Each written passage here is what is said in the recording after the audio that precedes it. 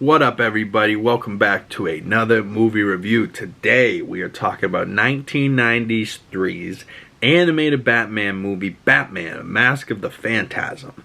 And this movie is one of those movies that I'm like, yeah, I really gotta watch that. And then I was watching it, and I had remembered so many of the details. I must have caught it on TV a few times as a kid, but you know, the whole time, like, it's just like deja vu. I was watching it. I'm like, oh yeah, this is this part, and oh yeah, this happens, and like, slowly as the movie was going on, I was like, yeah, this is good, I remember this, yeah.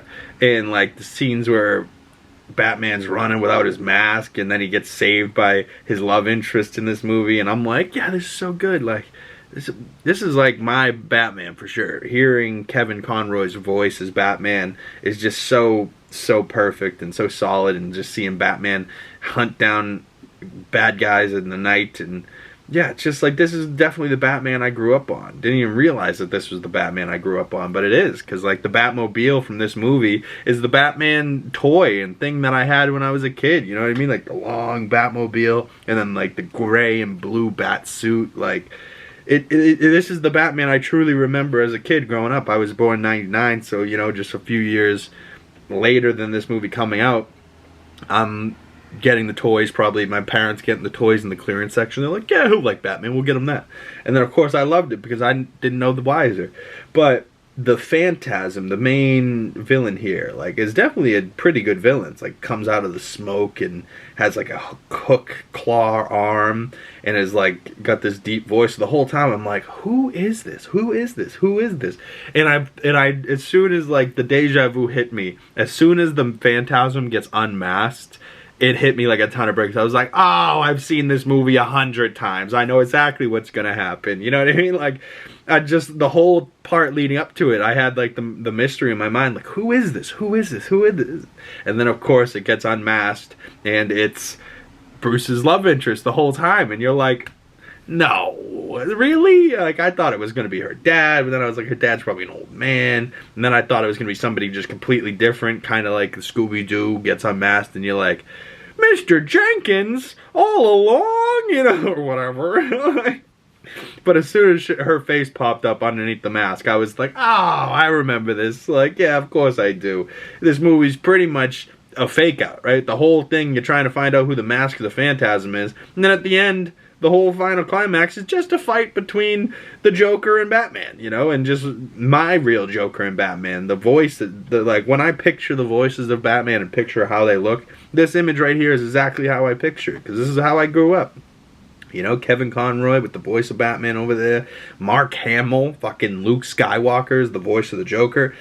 I never knew that, but once I found it out, you'll never not know it. You know what I mean? You're like, what? Mark Hamill? And then you hear him do like interviews with just the Mark Hamill face, but the Joker voice, and you're like, holy crap, that laugh. And who knew that Luke Skywalker had that evil, demonic laugh in him? But yeah, that's my Joker right there. The purple suit, the orange shirt, the blue tie, the little pink button, a big ass pistol. All my favorite Jokers have big musket pistols for no reason. But yeah, this movie's pretty damn solid. I give this movie 3 out of 5 stars. You know, it's a 6 out of 10. It's an animated movie. It's fairly short.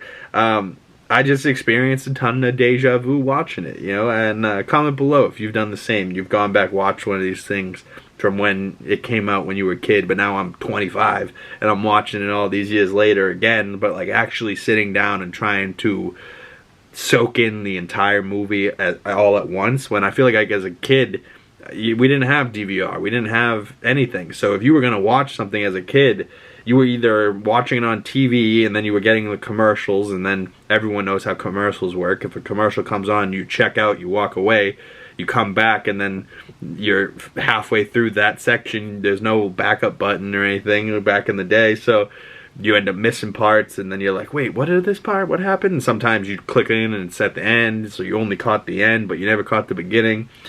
I don't know. Shit like that definitely happens to me all the time with this animated stuff, especially when I'm trying to go back and watch stuff from my childhood. But animated Batman movies, one of the best. One of the best, man. But the next movie review coming your way will be Batman Forever, Val Kilmer's Batman, the first of the Joel Schumacher ones. And yeah, that one's very interesting. So let's talk about that one next. Comment below what you think of this movie.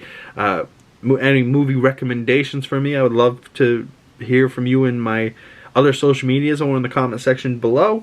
All links for my other social medias will be down in the description. Follow me on Letterboxd so you don't miss any of my movie reviews. And I will see you beautiful people in the next one. Peace.